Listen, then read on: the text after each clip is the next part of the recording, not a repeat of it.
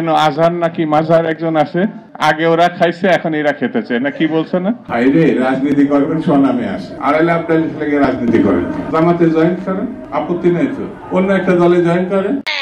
আরে আল্লাহ, মেম্বার এই সব জিনিসটা বুঝতে পারিনি। এতে তো জামাত ইসলামের কথা কয়েছে, একদল খেয়ে গেছে মানে আমলিগরা খেয়ে গেছে আর জামাত ইসলাম এসে খাবে।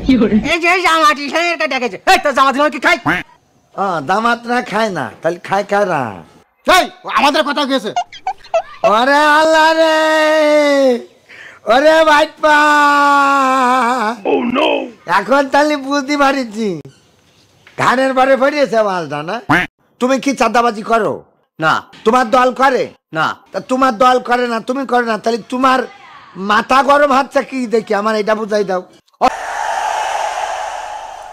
প্রিয় ভাইয়েরা, আমি বলেছিলাম যে একদল খেয়ে গিয়েছে, আরেক দল খাওয়ার জন্য রেডি হয়ে আছে। তো এখানে কি আমি কোন দলের নাম বলেছি? বাংলাদেশে 48টা প্রায় নিবন্ধিত রাজনৈতিক দল, কোন দলের নাম আমি বলিনি। কথাটাকে আমি জেনারেল রেখেছি।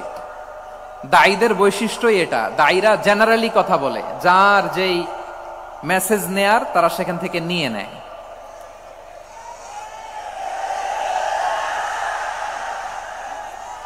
তো কোন দল এটা নিয়ে কোনো কথা বলল না, আপনারা এটাকে নিজের গায়ে যে মাখালেন, এটা ঠিক হয়নি।